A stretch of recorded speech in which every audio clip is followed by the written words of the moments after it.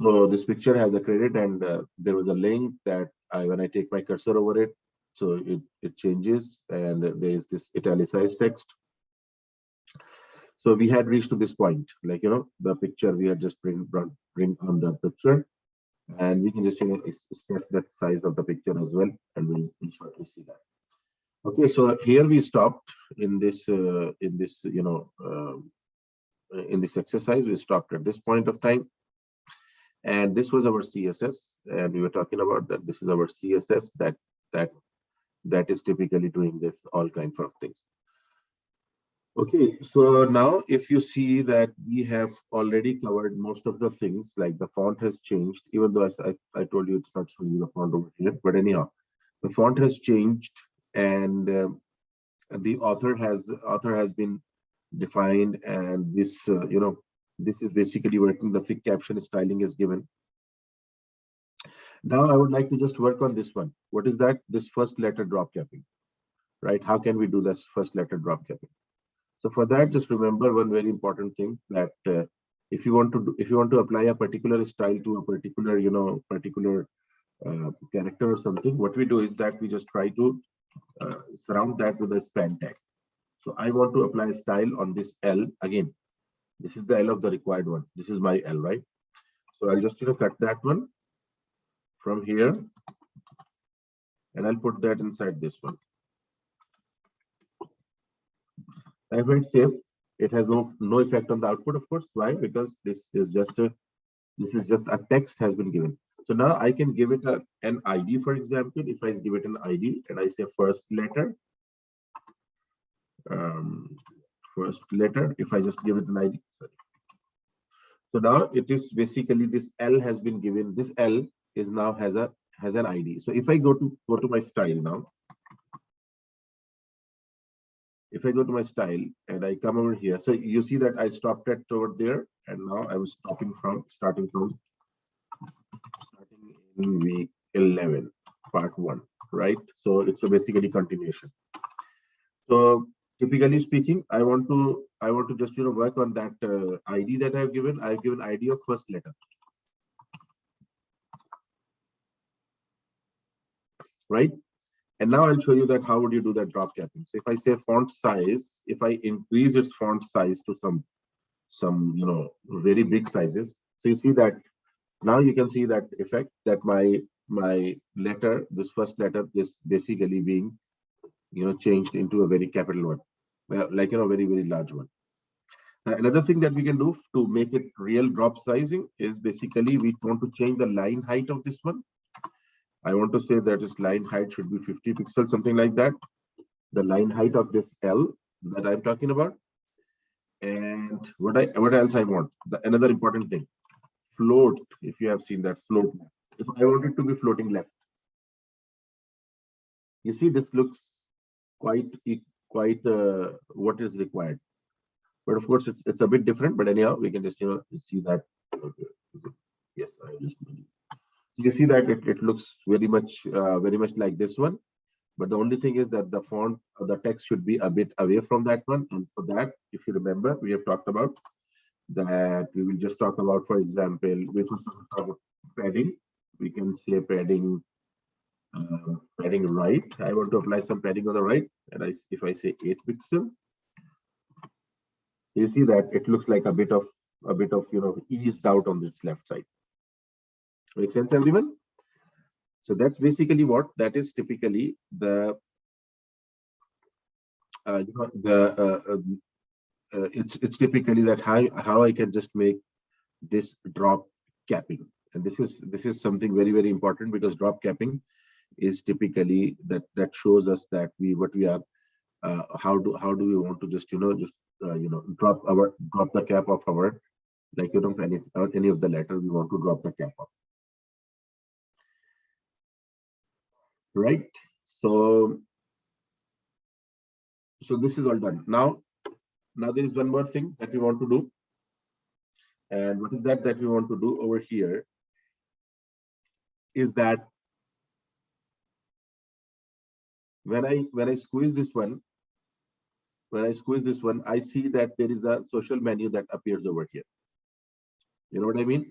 Now let's talk about that. First of all, how to make that.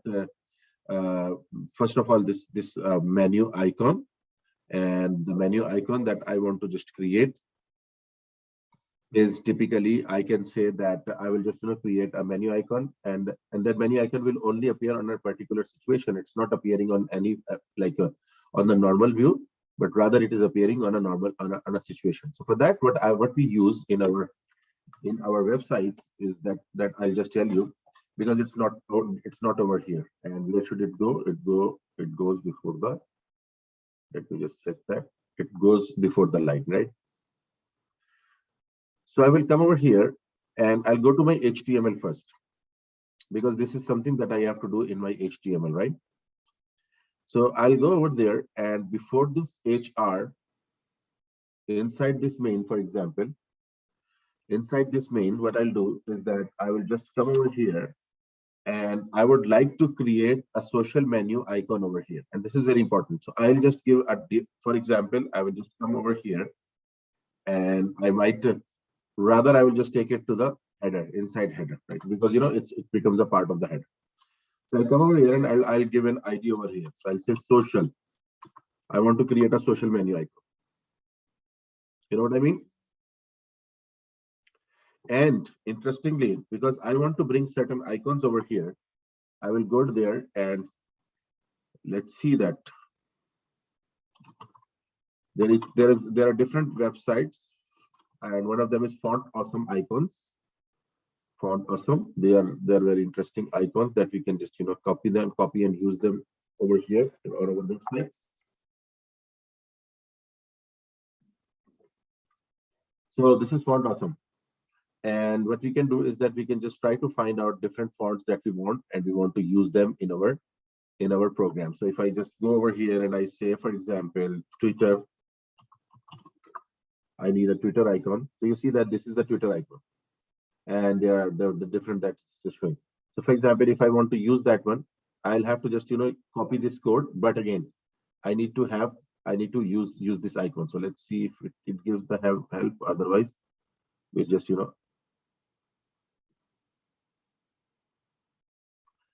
okay. So I want to have it CDN rather. You see, here they are saying that you download a setup kit. I don't want to download a setup kit.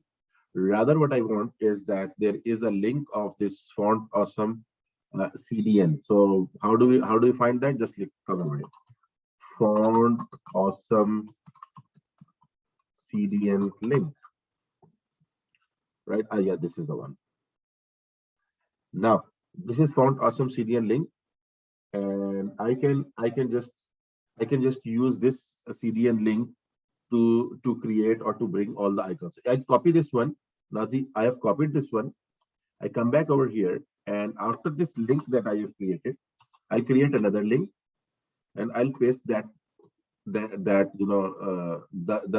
that I have copied, like the Font Awesome link. What is the benefit of that? If you have just done that, if you see that, if you go to this Twitter icon, it says I class is equal to FA brands FA-Twitter. I'll just copy this one, right? Copy this one, and let's come back to our HTML, and inside this ID, I will just paste this Twitter icon. Let's see if it appears. Sometimes I might need to change this these icons and something like that, but anyhow, we'll see that. You see that Twitter icon appears over here. Can you guys see that? I hope you have also. Would it make more sense semantically to social and Aditya, yes, it really depends upon you what you are trying to do. But why I'm doing this social, because yes, you're right. You can just put that inside the nav. It's up to you. Like it's all for you. You give a nav and give an ID of social. That really depends upon you, right? Because the styling that Aditya I'm about to do is that is something really that will matter. You know what I mean? So it's up to you. Yes, you're right. You can do that. Okay, then Twitter, and then there is a mail item, like mail icon, Facebook icon, and there is a one icon that I just last time just took for no reason. So let's go back and try to find out mail icon, mailbox or mail. Let's see. So it brings up lots of icons. This one, envelope. So I want this envelope. So I'll just copy this and I'll paste it over here. And let's see if it icon appears. I'll hit save. You see that icon appears. Right now, don't worry about their spacing and everything. Okay, then I want to bring the Facebook icon. So I'll just say Facebook. And from the Facebook, I want to bring, for example, this icon. So this is, copy this one. So it's very easy to bring these icons. Just keep it to 3. I'm not bringing up the 4th one. Just keep it to 3. So I have these 3 icons, right? And this is a div ID that has been created. First of all, let's see that I want to just do what I just don't want this menu to appear on this view. If you see that it is appearing on a very special condition when our page goes stretch squeezed. So right now this should not be available. So I'll go to the style. See here what I'll do. I'll just hash social. Hash social. I'm talking about what social? Social, the social div that I've created, right? So I'm saying hash social display none. Aditya, is that making sense? Social display none. I don't want to display it right now because there is a very important situation where I want to just bring that one up. But even before that, or maybe like before that, let's make it a comment for a second. If I work on this social again, the icons are very near to each other. I want to change their eye. So everyone is eye inside that. If you see here, that this is icon eye. So I say inside social, there is an eye. So apply a padding to that one. And what is the padding? Again, 10 pixel, 20 pixel, on both sides, top, bottom, right. So now you see that it looks like a bit more spacious in look. Now I'll just disappear that because I don't want it to be appearing over here. It should not be there. Right. So when I want to bring that, that's a very important thing. To bring them on that particular situation, something called media queries are used. And I would like you guys to just look at this media queries in your separate time and look at that. This is very interesting. Responsive web design with the media queries. So media query is what? Media query is a very interesting one. Media query is CSS technique introduced in CSS3. It uses add media rule to include a block of CSS properties only if a certain condition is true. If certain condition is met, those stylings will be fired. Now, if the browser window is 600 pixel or smaller, the background color will become light blue. See here, how do we do that? We say add media only screen and max width 600. So if 600 pixel or less it goes, the background color should change to blue. Now, what I'll do is that I'll just copy this one from here and I'll paste it for the second. So I'm saying that my screen size, if it goes 600 pixel, the body background should go, go a light blue. So I'll just check that. You see that it goes yes, really blue, light blue. Are you looking at it? Or whatever color you will give, it will just definitely go to that one.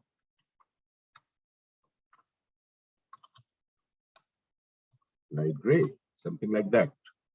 So if you see that it goes light gray, yes, it goes light gray over here, otherwise it's white. So again, you can just change that. It means that it is typically something that that applies to a particular situation. And if you see here, if you just focus over here, I'll just take it out. If you focus over here, there are few things that are happening. First of all, this text is coming in the center. Everything comes in the center on the top. If you see that, they are all left aligned.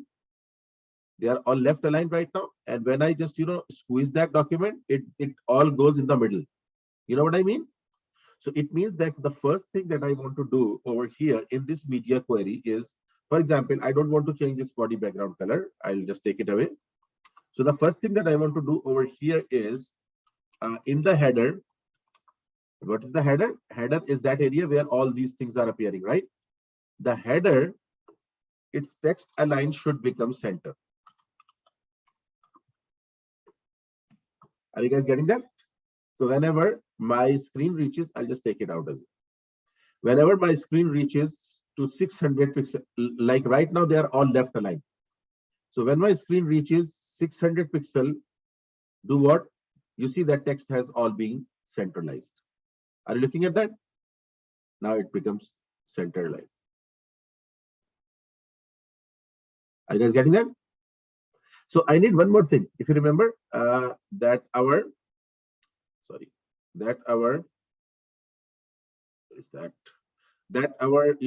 one more thing happens, that when we come over here, text aligns centered, and this social appears. You know what I mean? Now, interestingly, what we can do is that we can do that thing happening as well. And what is that? I'll just show you. I'll come over here, and after that I'll say hash social display block. Now, I had made it display none. Social is not visible right now. But when I'm saying when I reach to 600 pixel, again, this is responsiveness. So you see that my menu option appears. As I reach 600, this menu icon appears, and as I stretch again, the menu icon goes away. Have you experienced that in your most of the websites, that when you are looking in the mobile, you see some different icons, and when you see that same website on your desktop or laptop, you will see different icons. Have you seen that?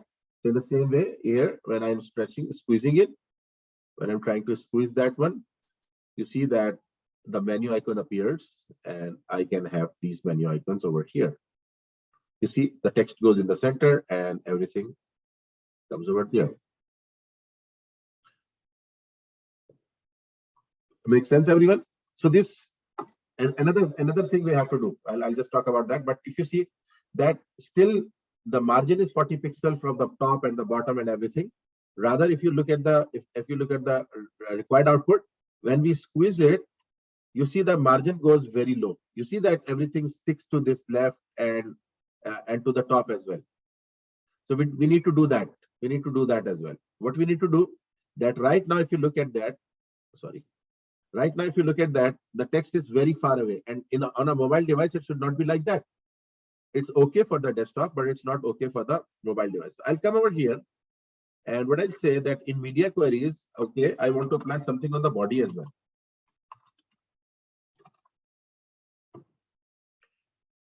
Right, on the body, what I want to say that margin should be very minimum now, 5 pixel, which is 40 pixel by the way, if you remember, and the width of the body should become 100%, whatever is that one, and maybe if you want to change the background color to maybe light gray or something. Let's make it a bit funny, right? So let's see that whether this is working or not. So I have applied media queries now, and now let's see if that media query is working. So if I come over here and make it, you see when I reach to 600, the margin is also going away. You see, margin is only 5 pixel now, and the background color changes, and the width is 100% of the body. Again, right now width is not 100% of the body; it's only 500 pixel. But if I just come over here, now you see that it is basically now that everything goes to that one. Now, what is important about that, and how do we do that? I just informed you, but I'm just letting you know. If you go to your inspector, okay.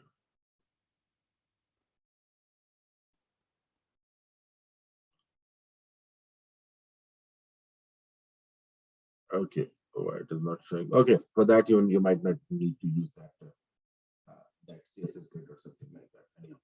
So actually, what we are doing is that we are trying to just see that if the user area it goes like any lesser, what will happen,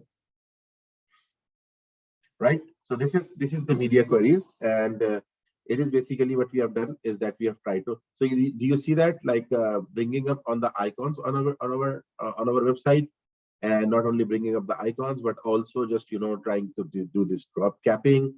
Okay, I think one more thing is remaining. If you see that font is very much tight with each other, and I can just work on that area as well. if you look over here, the lines are a bit, away from each other, and they look a bit more, eased out rather than this text. If you see, this text looks very, very, near to each other. So what we can do is that we can just, play with that, with that one as well. So for example, if I go back on my style, so I have applied a style on the, okay, I just not applied a style on the main. So if you see that my text is inside the main, this is the main where my text and everything is coming over here. So now if I go and apply a style on main over here, and then what I do is that I'll just define it over here, because so that it is just nearer to that. So I say font size. So I want to change the font size, 1.2 RAM, for example. If I just do that, oh, I'm running right now the required document. This one, let me just run that. So font size 1.2 RAM. Okay, let me check that. 1.8 RAM. Oh, it's a bit bigger. So 1.1 RAM. It's a bit smaller. I think 1.2 RAM or 1.3, maybe we can check. This looks good, right? So the font size to be 1.3 RAM, right, on the main body. And there is another very important feature, line height. I want to say that line height should be 1.4, and it does not have any pixel. Let's see. You see line height goes a bit more. Let me just check a wild value. You see that lines go very far from each other. Are you guys looking at it? So I have just changed this line height from its desired one to 1 point. Please check to see the page is being viewed on desktop. Aditya, yes. So the way is basically this inspector, Aditya, that I was showing you. But this media query, you see that it is basically working in that way, that it is showing the responsiveness. And here you can just check that how it would look like an iPhone XR, how it would look like an iPhone Surface Pro, how it looked like in Surface. You see that it is showing a lot of adaptive or responsive behavior here. You know what I mean? It is just showing you that what this is what you are asking, Aditya, that you can check your website on the different views areas. S8 Samsung Samsung Galaxy S8 Plus will show your website like this. This will show you like this one. Aditya, is that what you are asking?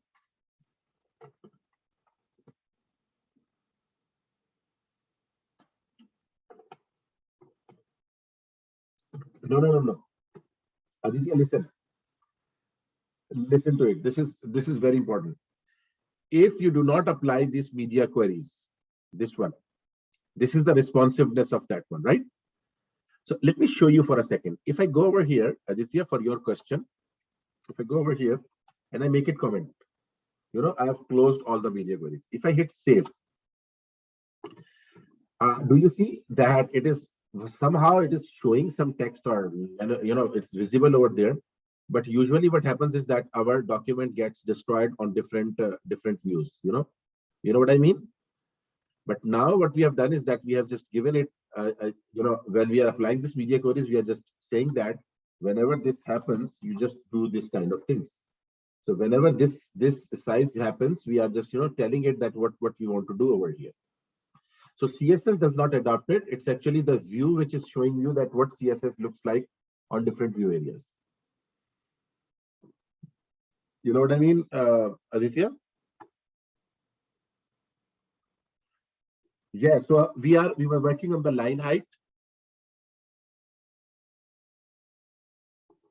The only thing remaining is the text justification. So I can say, okay, in the main, do one more thing. In the main, do one more thing. And just do text align, justify, because I want to have a justified text over here. So you see that text is justified now. And now if you look at this, that it is now showing a lot of the interesting behaviors.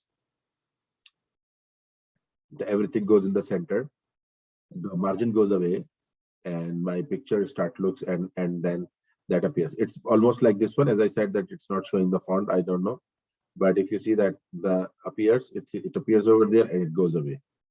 And in the same way, that is something. So you can apply these media queries to apply a lots of things. So media queries are very powerful way of telling the browser what you want to do when a particular view is met, when a particular screen size is met, what you want to do, what you want your browser to do in that particular situation. Make sense? So that's the article that we were talking about, and we have just looked into this one. And now so this article is done, and I will just share this all code of week 10 with you guys. So today what we have to do is we have to start our new week, and the new week should be week 11 now. We are into our week 11.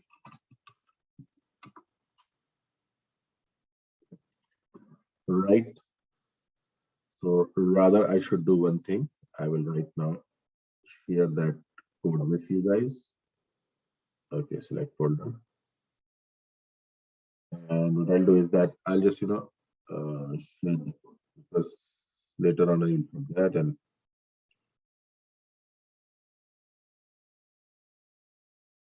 okay, so week 10.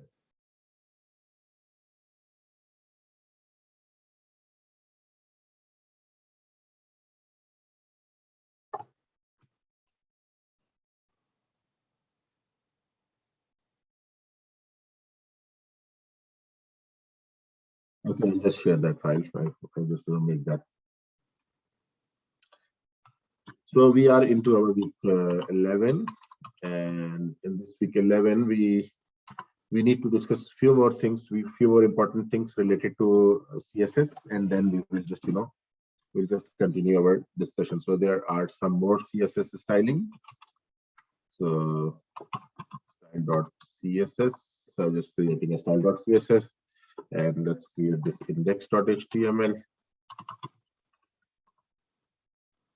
I have got the HTML index done, and let's do word wrapping. This will be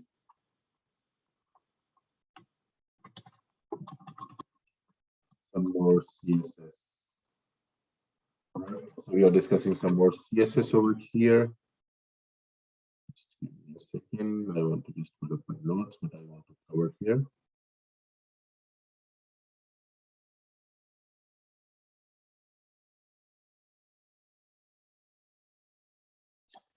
Yes, so we would like to.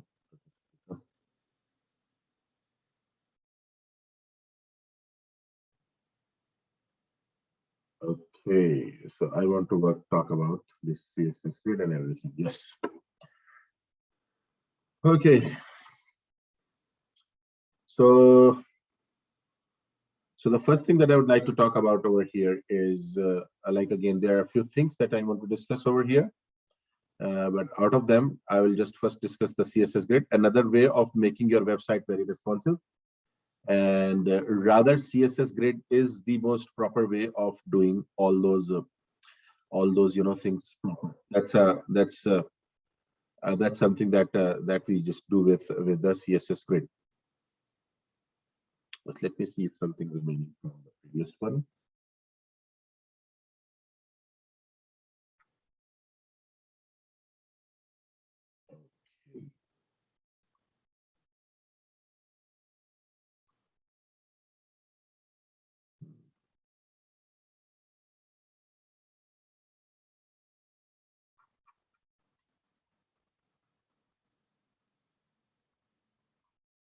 Yes, so I'll talk about CSS grid, and there are some certain other things that I want to just talk about. Okay, so CSS grid.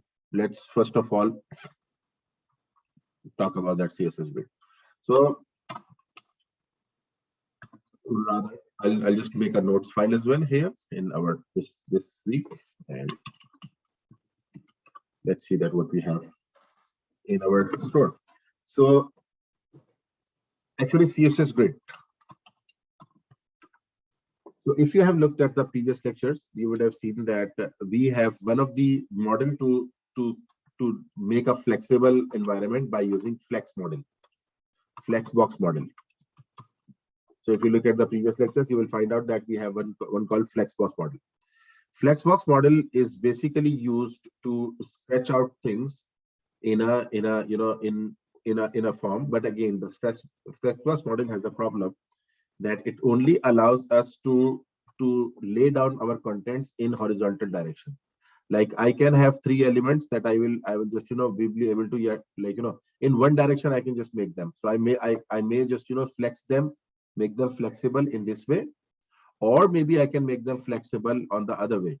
But there was no mix and match of that one. So I can make them flexible maybe on that column ways or the rows way, but there was no combination. So for example, if I have this type of environment, I want to make them also responsive, but it does not work.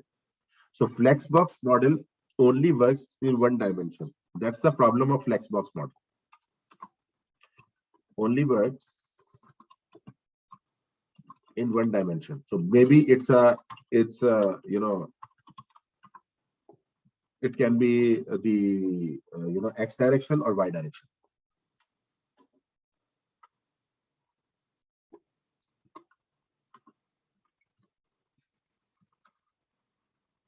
Rather, I will just make it, because this is another design. So Flexbox model works only one direction. On the other hand, CSS Grid, it works in all directions, or two dimensions, by the way, right? We can make the rows and colors both.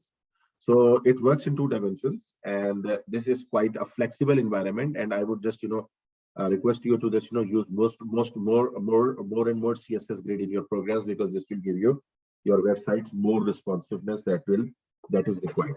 So, but before starting that one, there are certain terms that we want to just learn. First of all, there is one term called grid containers. Grid container. So we'll talk about something called a grid container. We'll talk about something called grid items, and I'll show you each and everything. What is this? Grid items. We'll talk about something called grid gaps. And there are some other things as well, but we'll just, primarily we'll be talking about these three things.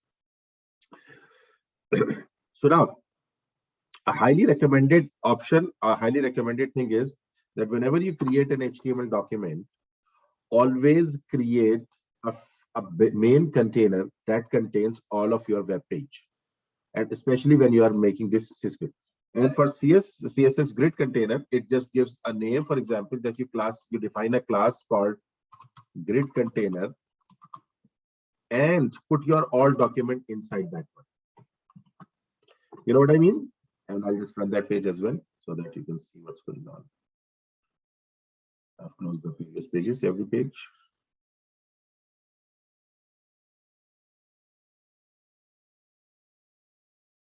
So of course it won't show anything right now because we have not done anything. And by the way, I have not connected it to my CSS because again, later on it will work. So style.css. Right, so I've connected that one as well. And let's check that whether it's working or not. Again, the same check that I do. Background color blue. Just check that. If background color becomes blue, it means that my CSS is working fine. I don't want that blue color. Okay, so first of all, you completely wrap up your everything inside a grid container. So grid container is basically the main container that you will use after the body. That will contain all the, the rows and columns or whatever you have created on your page. It will just control all those kind of things. You got my point? Now, I want to create inside that, we create grid items, right? So I will say, for example, grid item 1. I'll just create one of the class and I say grid item 1. So I'll say grid item 1. Makes sense? I've just given the grid item 1. Okay. In the same way, I want to create a grid item 2. Grid item 2. And in the same way, we want to create a grid item 3. Okay, I'll just give it a dash. So I'll just give a dash so that and later on I have the same name. So grid item 3. Now I've created 3 grid items and I've not given any stylings or anything. So I would like to just work on that one.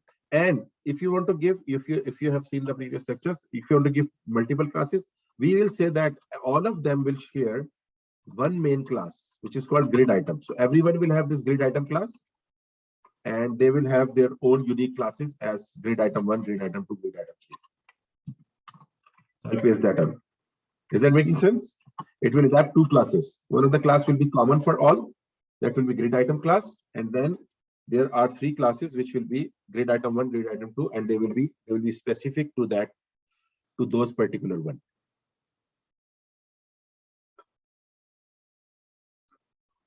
Make sense, everyone? Now let's go to the styling first, because we want to give certain particular style, and that style will be making sense that okay, how we have to just go about making a text. So let's go back and let's try to create some of the particular styling over there. Okay.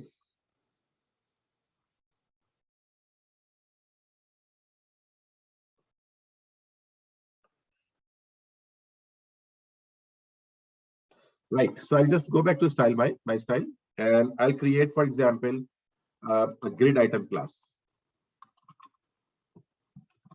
And I have applied this grid item class to all three elements. If you see here, grid item is applied to all 3, right? So I say, for example, let's apply a border, 1 pixel, solid blue, for example. So you see all those 3 grid items have a blue border, which is not very good. So let me make solid white border, and I'll tell you that what will the benefit of white border, which is not visible. Let's make it 2 pixel. And now let's give it a background color. Background color equal to light color, maybe light blue. So now you see that I have got these 3 grid items, and let's make its width maybe. I'm going to change their width, and maybe let's make it 500 pixel, something like that. Right. So now we have got these grid items over here. Okay. So now we want to display them in the grid. For example, I want to just work them with the grid. So how to just display them in the grid, that is very important. And for that, the class that we have created, the grid container class, we just try to work on that particular class. So I'll just first of all, I'll just come over here and I'll say grid container. What I want from the grid container, right? So first of all, I want this grid container to display grid. This is the option for display, and until this time it will not show anything at all. Why? Because we have not applied, we have not implemented. It requires to implement any columns or rows if you want to implement something. So if I say columns 100 pixel and 100 pixels. So I've just created 2 columns. I'm trying to create 2 columns. If you see what will happen. Now you see what has happened? That I have tried to create 2 columns. And if you look at that, the first element has come over here, right? And the second element is coming over here. So it has typically created 2 columns. Let me just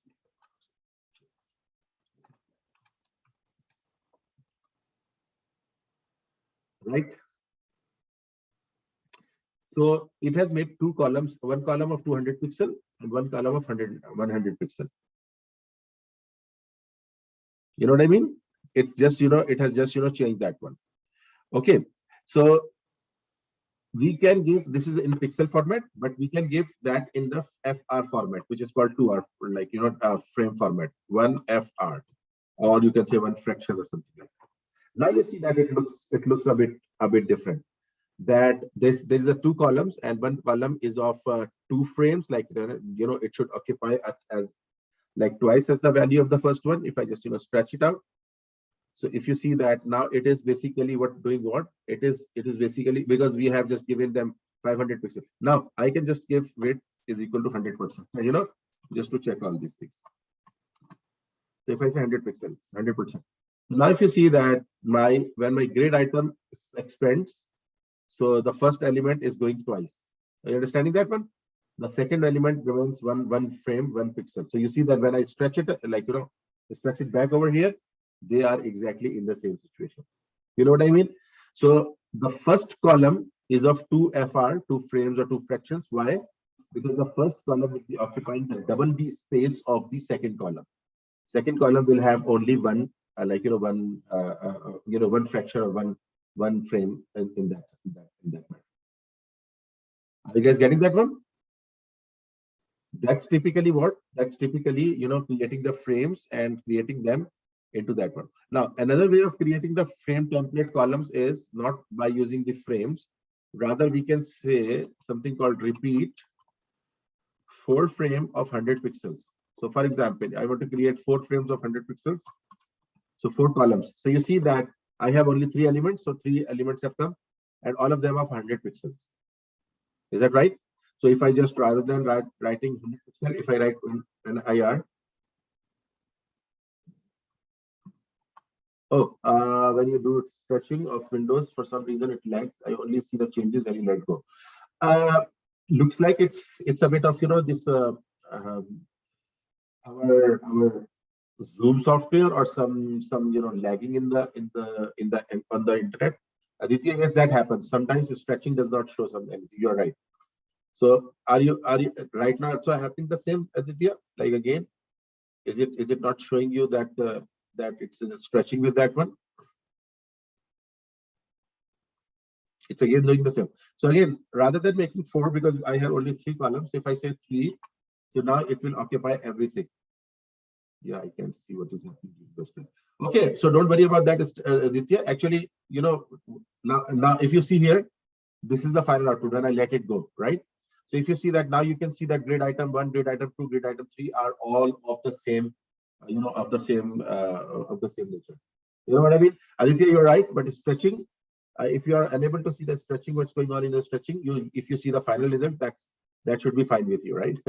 That is another important thing that you know that it's going on, right? Anyhow, so this is what you can say, that repeat and 1 fraction for each, and just keep on repeating that one. Right? If I go back to my index.html, and now if I want to increase this div, for example, I want to make 4, grid item 4. So you see that because we have not talked about anything about the rows. So what happens is that it has created 3 frames, like 3 grid items, and those grid items are of 1 fraction each. And when again I'm doing stretching and I'm just letting it go, you see that it has just created 2 rows out of it. Right now, let's talk about the rows, because that's not only it works with the columns, it works with the rows as well. If I come over here and I say create template rows, I want to create template rows. So first row should be up to 100 pixel, and the second row should be, for example, I want to create 2 rows. First row should be of 200 and second row should be of 150 pixels. So you see that the first row has gone 200 pixels and the second row has gone to 150 pixels. So I can create these rows as well like this. And that's the beauty of our CSS grid, that now we can just create rows as well as the columns. Make sense, everyone? This is basically the grid creation of rows and columns. And there is another option for the rows. If I say grid auto rows, and I say auto rows automatically creates rows, whatever elements are there, you just create those rows. So you see that 150 pixel, it has just created elements. And for no reason, if I just show you multiple elements, again, I'm just copying and pasting them again, and I'll just delete them later on. So if I do that, you see that now we have these elements, and if I want to check the rows over here, so it has created 150 pixel rows. And if I had done that, for example, the same thing that we had done before, grade template rows, and if I say 200 pixel, and again 150 pixel, so you see that what it is doing is that it has just created like these first two rows, 200 pixel, 200 pixel, and these three rows, these rows are not counted, or these are not over there. But again, if you do that auto rows, grid auto rows, and we just give it any value, for example 200 pixel, so now you see that all the rows will be created for that 200 pixel, right? So that's something that will work with the rows as well. So in that point, okay, so I'm just keeping these four, and I'll just play with these four items. Okay, so we have not talked about till now the specific grid items, specific grid items. So now I would like to talk about something very, very interesting, and I would like to talk about that. If I want to just yes, there is one more thing remaining that I forgot about, that one, and that is called grid gap, that I talked about at the beginning, grid gap. So if I come over here in my style and I say that, where is it missing? So if I come over here and if I say that grid row gap, the gap between the rows should be, for example, 20 pixel. Now see here, now my rows goes, okay, what happens if you put an image in the grid? Does it stretch to image? Oh yeah. So I'll just show you that. Aditya. I'll bring the picture shortly. So grid row gap, it's basically 20 pixels. So grid row is now the grid row. And if you want to apply grid column gap, and I say grid column gap should be 10 pixels, for example. So you see that columns are also separated from each other. And the interesting part is that if you see here that whenever you change your view area, you see that every grid item selects or sets up according to that one, right? So this is basically the grid gap. And again, the grid gap we are applying is basically different for the both of them. And if you want, you can just say that, okay, I just don't want to apply them. I will say that's grid. Okay, grid gap it used to be. Now I think it's just grid 20 pixel. No, not grid. Let me see that. Okay. Grid gap has gone. I remember that they have just, you see that it is showing that grid gap might not work for some guys, but again, grid gap is 20 pixel. It means that from all four sides, it should be 20 pixel.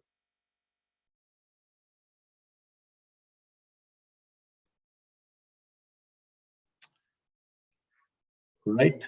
And now I'm telling you that if you want to just, use that to create some intuitive, like, so for example, you want to say that this grid item 1 will be my menu icon, and it should go like this. Grid item 2 should be my main content. It should go like this. Grid item 3 should come over here like that. If you want to create something like that, I want to just tell you that you remember that we have given them separate classes as well. And we can work on those separate classes to just work on that one. Because, you see that first one as a grid item 1. So now I can work with this grid item 1. For example, I come over here and I say grid item 1. I want to work on this first class. You know what I mean? I want to say this grid item 1. Now, a very important concept. So grid column start. The column start of the grid should be 1. And I'll show you what is this start and what is this end. And grid column end should be 3. Now see here what I'm saying for the grid item 1. I'm not saved. Hit save. I'm saying that this is basically called as column 1. So this grid item 1 should start from the column 1, 1, 2, 3. And again, 1 is ending over here, 2 is ending over here, 3 is ending over here. So stretch my grid item from column 1 to column 3. You know what I mean? If I hit save, see here what happens. Sorry. So it goes, this is one, sorry, this is 1, 2, and 3. It is stretched from 1 to 3. And I'll show you where it is shown. If you go to your inspector, you can see that very clearly. If you go to our inspector and you make it a bit more bigger, and if you go to where is the layout? If you go to the layout and you see it, if you just click on this grid container, grid overlays, so you will see that this is starting at 1, this is 2, and this is 3. So effectively, what I'm saying that grid item 1 should start at location 1, pass on 2, and stop at 3. Does that make sense to everyone? This grid container will give very nice look of that one. And I'll just show you another thing. So it is basically now it is becoming like this. If I come over here and if I say rather than 3, if I say that it should end at 4, what will happen now? Now my first, like the header part or the first part will stretch out to its maximum location, because I'm saying start with the 1 and go till the 4. And you remember we have talked about that. You will see the grid container over here. So layout, I want to just again show you grid. So start at 1 and end at 4. In the same way, there will be rows as well, and we'll just talk about those rows as well. The row, this is row 1, this is row 2, this is row 3, and we can just talk about that one. But anyhow, are you guys understanding that one? That now I have just said, you see that when you stretch out, and another important thing, as someone was asking, if I go over there and if I look at in different view areas, you see that my page looks exactly the same. If I go to Max, like iPad, or I go to S8, I go to S20 Ultra, and if I go to iPhone 12 Max Pro, whatever, so you see that it is just showing that how the website will look like.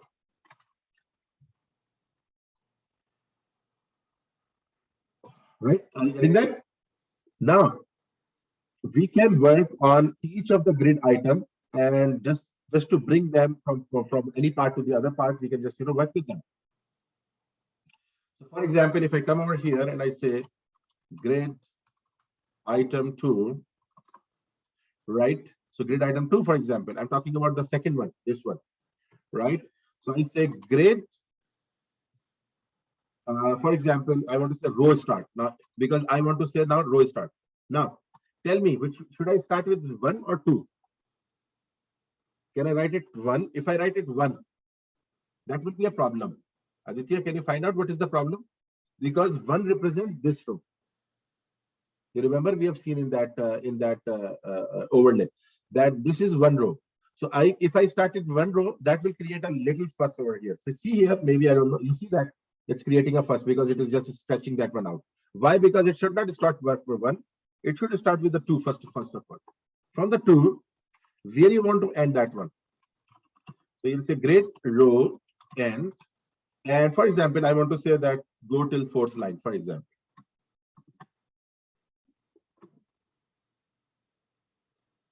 Are you guys getting that? Maybe not 4, you say that it should go to the 5, for example, like the 5, because I want to just make it as much as available to that one.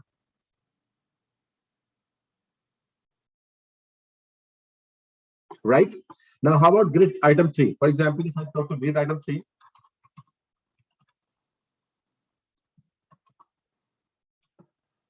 right? So what I'll say grid row start. So for example, it's row start, and of course its row also should start from the 2 and stop at 4, for example. I'll just say that stop at 4. So grid row end at 3, not 3, sorry, 4. So I have just stretched it a bit. Now I want this grid also to grid column. Let's apply only end. Grid column end should be, you see, grid column end 1, 2, 3, 4. I want its grid column to end at 4. Okay, so it has just it has just placed that one. So I'll start that as well. Grid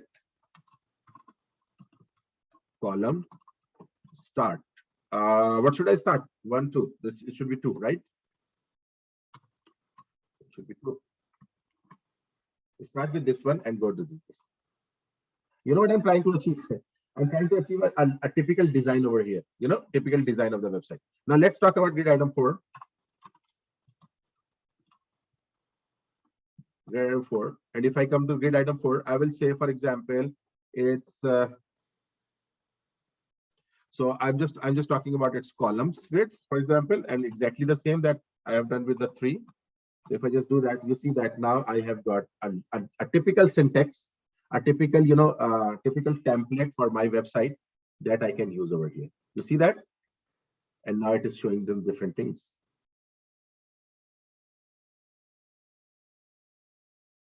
Are you guys getting that?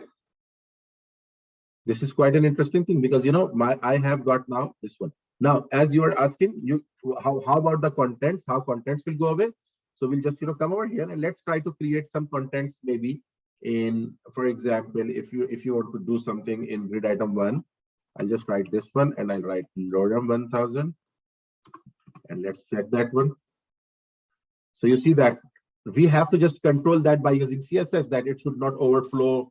You remember that we have certain features of that one, overflow or something. Right now, this text is just going out of the boxes, which is not the required one. And you need to work on that one, right? So but again, the thing is that if you have just, placed a picture over there somewhere, or if you have just done something, it will typically just, take those values. So for example, if you want to bring a picture over here, let's bring a picture from my previous folders, maybe. So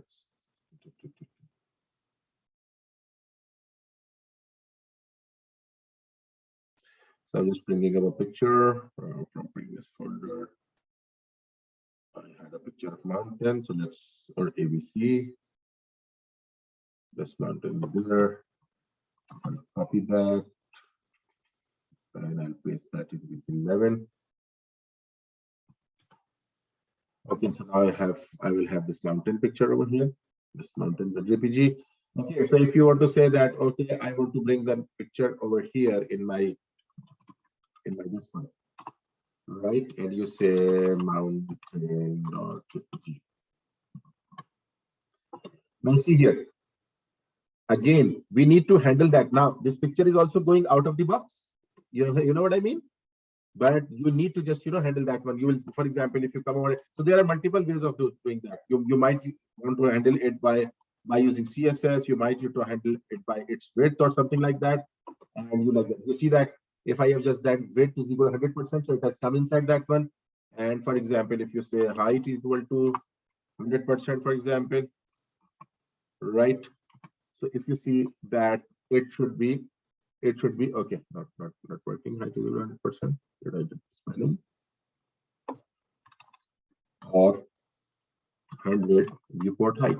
So for example, let's see the viewport height. Okay, it's for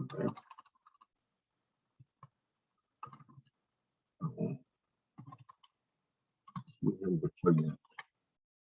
Okay, so you can just settle. So you need to just settle that one with your values. Sometimes with your CSS, you will be just trying to settle that one.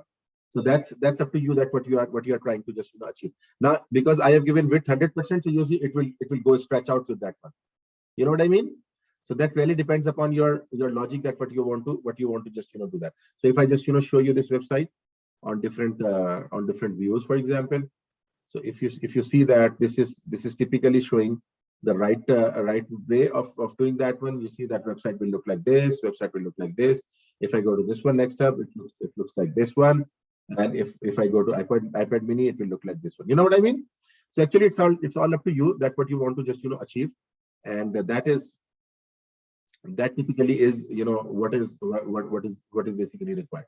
So this is, I have just shown you that this one is the grid structure which is on the page, and you can just play with this grid structure, and you can just do lots of interesting things with that one. Because I'll just discuss on the later part. I'll just take a break, and then after the break, I'll discuss some of the positioning items, some of the special items that we will need while we'll be working on that one. Font sizes we have already discussed, and I'll talk about that. How would you just make few interesting things like changing the properties of the system display or something like that. So this is CSS Grid, and I'll expect all of you guys to just work on this CSS Grid and try to come up with some nice cooler things. Like, again, this is now our viewing area. I can just place my links over here, I can place my header information over here, and I can place my footer information over here, maybe. So whatever it's up to you that we want to just do. Right? Makes sense, everyone? So that's CSS Grid. Now let's take a quick break of 5 to 7 minutes, and then I'll be back, and then I'll discuss some of the important features of CSS, no rather. Right? So see you after the break. And start our next topic for today. So the next topic for today is I would just like to work on some of the other CSS properties. So I'm just leaving this document for you, and you can just work your way on that one. So now I'm starting another document. I'm calling it july19.html, and I like to have a CSS as well, july19.css as well over here. So let's quickly create that one, and let me just close rest of the files so that we don't have a problem here. And let's connect it with the July 19.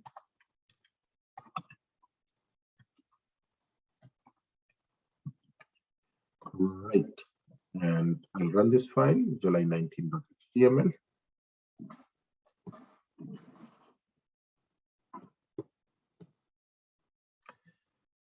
Okay, so this is the document, and if I want to check whether it's working or not, the style sheet, let's make it more bad, a yellow color, right? It works fine. Okay, so right, so we want to just work, or we want to just talk about some of the properties, some of the features. So come over here in this document, and let's create some random tags and talk about their inherent nature. What is their inherent nature? So first of all, I'm creating a div, and I will call it div1. So this is my div1. This is div, and again, I'll tell you that what I'm trying to say. I'm talking about the positioning or display properties of some of the tags. Then I want to create a span over here with an ID span1, because it will show you this is span1, and I'll just write this is div1, right? So that we know that what's going on. Then let's talk about, I want to bring that image that I have just brought, mountain.jpg, and let me give it a width and height so that it just does not look very bad. So 300. Right, so I've just got in the over here, and then I want to create another span over here, and I will say give it an ID span2. This is span2. Professor, hello. Yeah. Your screen is not sharing. Oh, I'm sorry. Okay, that's bad. That really happens with. Okay, can you see my screen now? Right? Yep, it's good now. Okay, thank you very much. So now can you see that? Like you see that I have just created a july19.html document, and what I'll do is that this is just a normal text, but I'll just copy this for the comment again. Like if you want, you can just see that what I have done. So anyhow, I just created a div, and I've called it div1, and then I've created a span. I call this is a span1. And then I've created an image, and then I've created this one. Okay. So if you remember, in very early days of our HTML, we talked about something called block level elements or inline level elements. Now, if you see here, you will see an interesting thing. This div is not allowing anything in front of it because this div is an block level element. By default, this div is a block level. And what I'll do, I'll just go to the styling, and I'll just give them because I've just given them ID, so I'll give them some styling as well, right? So I'll just go over here and I'll say div-1. I want to give a styling, and background color should be red, for example. Okay, yeah, this is good. This will just show that what's going on. So I want to like to give span as well, span 1, and background color equal to, for example, anything different. Let's give it yellow, for example. So yellow looks like I've highlighted that. So green, maybe, right? And then let's give a span 2, because we have span 2 as well. Span 2, and let's give it a background color of anything different, one maybe. So now we have got these two different things. And in between that, or maybe not in between, after that, I can just want to create, I want to create a link as well to nothing. I'm just giving #. So Google, for example, something like that. Okay, so I want to show you the block level and inline level elements, and then how we can just work on them. Did I create a div2 over here in my document as well? Is there a div2 as well? No, we have not created. We have just created one div. So I'll just create one other div. Div2, right? This is, sorry, this is div2, right? We have another div2. And let's give it a background color as well. So let's give it a background color of any different style, right? So we have got different things, and we can just see that they are different. There are different things over here. Now, I'd like to tell you something very interesting. By default, H1, this is H1, this is like not H1, sorry, div1. By default, this div1 has a display property which is called, block level. So if I come over here and if I write something called display, so by default, the div has a block display property. Block means it will occupy a block. It will never allow any content to run after that one. And one way or another, it occupies one line above and one line below. Like it will never allow to run any component inside of that one. Make sense, everyone? On the other hand, if you see the span is very different. Span shows us that I will allow anything after me, and even IMG is also like that. That when I'm using this IMG is allowing contents to run after that. It means that 1, 2, 3. These 3 elements are inline elements. And even this A is also inline element. And how do we know that A is also inline element? If I stretch my document, you will see that A will go and stretch with span. So you see, A, anchor is also an inline element. So an element is called inline element if it allows any contents to run after that or before that. Make sense, everyone? But you see, again, this is div2, and div2 is not again. So now the property or the feature of the CSS that we can work on if we want to change their behaviors is basically this this feature of display property. Now see here, if I come to this one, display property. So by default, the div has display block. There is one more feature. If I come over here and if I say display inline, if I change it to inline, see what will happen on my output. If I hit save, what has happened? Can anyone tell me what has happened?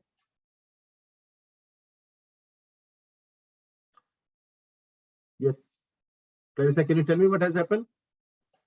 The div is now behaving as an inline element, not as a block level element. Does that make sense to everyone, Aditya?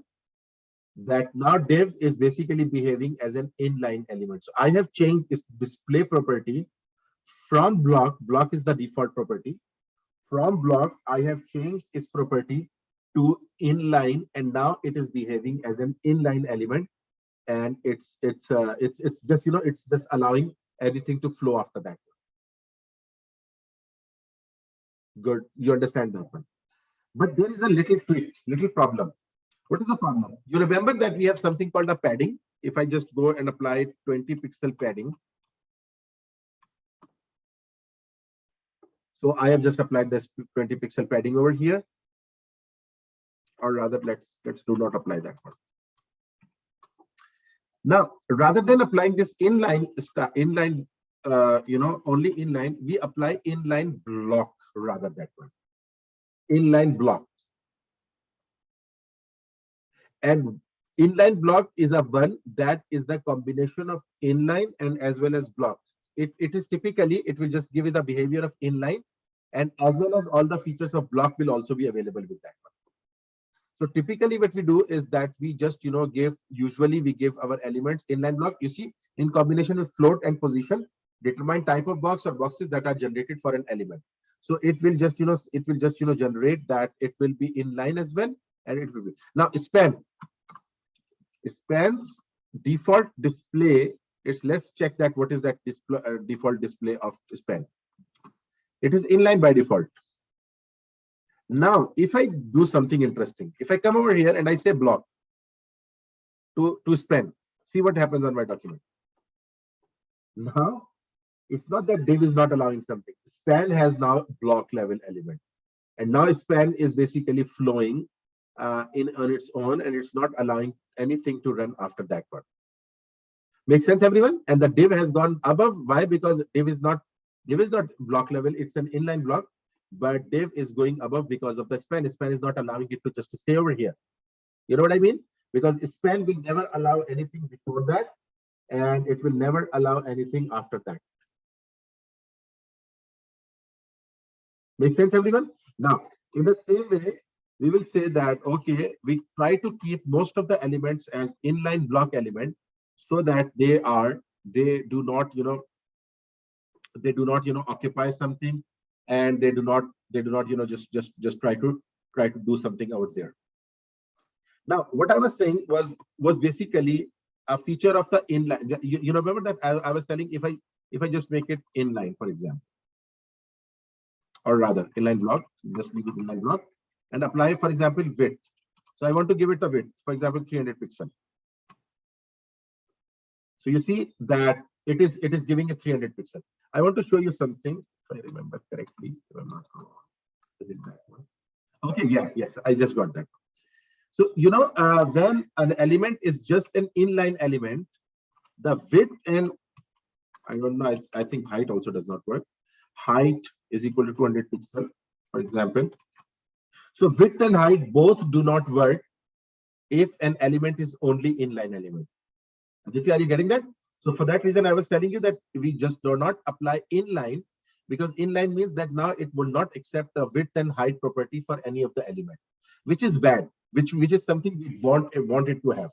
There are certain features that it might allow. For example, it might allow maybe 20 pixel margin. You remember what is margin? It's like making it offset from the others. And as you saw that it might allow a padding of, for example, if I apply a padding of 5 pixel, it will allow padding of 5 pixel. But you see that height and width are not working. Are you guys getting that? Not working.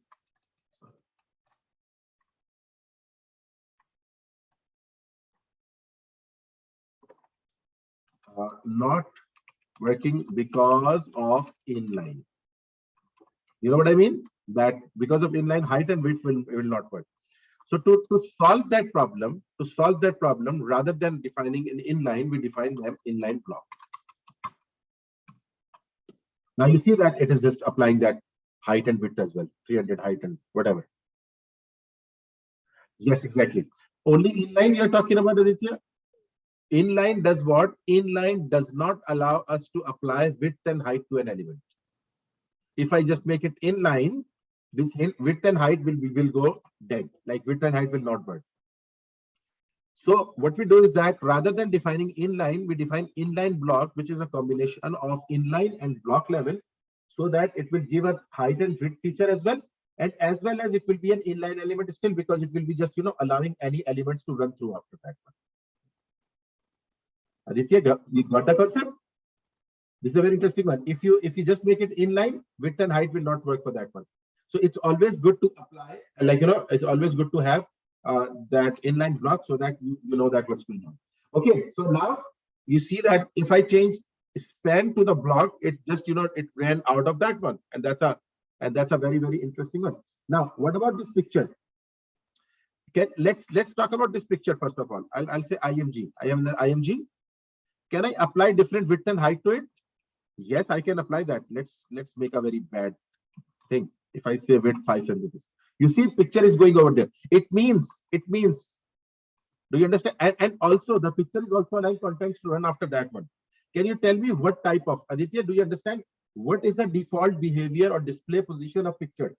Do you know what is the default behavior? Because it's allowing width and height, it means it is block level, and it is allowing the contents to run after and after that, below after that. So it means that it's inline. So it means that the default of this default, no, not block, it is inline block by default. You know what I mean? Why, Aditya? Because it is allowing content to run through after that, and also it is allowing have to width and height. It means it is basically inline block. Now let me show you. If I make it inline, for example, let's make it inline and apply width and height. I don't know if it accepts that. Oh, it is still accepting that, because you know it's a picture and it's an IMG. But anyhow, its default is inline block or inline block element, and we can just change that one. If I just make it a block, for example, now you see that picture has come in the new line, right? So we can say that okay, now the picture will be just going into the new line.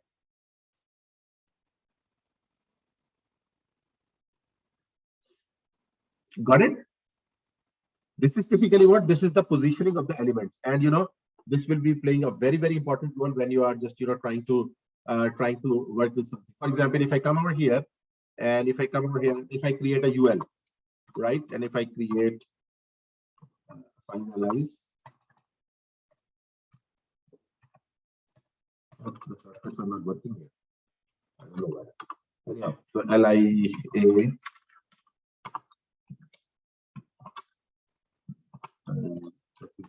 That one. So we have got. So you see that all LIs are like, if you see that the display property of LI also is what, this is typically block level, because LI is not allowing anything after that one, and the LI is coming in the next line. So if I just write anything over here, you see that it goes in the new line. So that's very bad. It means that LI has by default a display position of a block.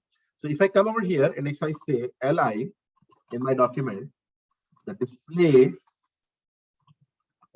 of LI should be inline. For example, inline for the time. You see that my all A's come in one line. You understand? Or if you say it should be inline block. So now it's again inline block, and we can just apply the width and height or something like that. You understand? If I do not give this display property of LI, so don't give a type, of course it will always be a block level.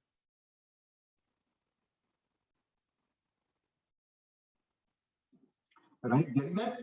And UL by itself, if you see that UL by itself, if I just come over here and if I say UL and I change display of inline to this UL, let's see what will happen. You see that it has just gone very at the beginning, because now it is just in line with all those, and it's not making any blocks of that. So anyhow, this is typically the inline positioning, or the block or inline block. And remember, on our web page, we usually do what, we try to convert everything into inline block just to make it possible. Again, it really depends upon your need. Sometimes we need some elements and we say that okay, this is, even though this is a div, but this div should have something after that one. But if you don't want to have this div behaving in this way, you just go and make it a comment, and you see that div will start acting according to its own behavior. What's the behavior of this div? Make sense, everyone? So that's related to the position. And now there is one more thing remaining. That is again that's also related to the it's basically related to the display. And there is one more topic remaining related to the position that I'll do in our next class, and alongside we'll do one more exercise like that we have done the article one, but that I will do in my next class, again next class on Friday with ZBB, and you will get the the recording of that one. So for today we are just done with this one, and we are stopping over here. And I would like you to just practice all those kind of things, like this grid one, and then all these spanning and positioning, because we will be, as I told you, that after doing that I will do an exercise the next time, And then in that exercise, we'll just try to do whatever we have done. We'll just try to implement that. Right. So any questions from anyone thus far?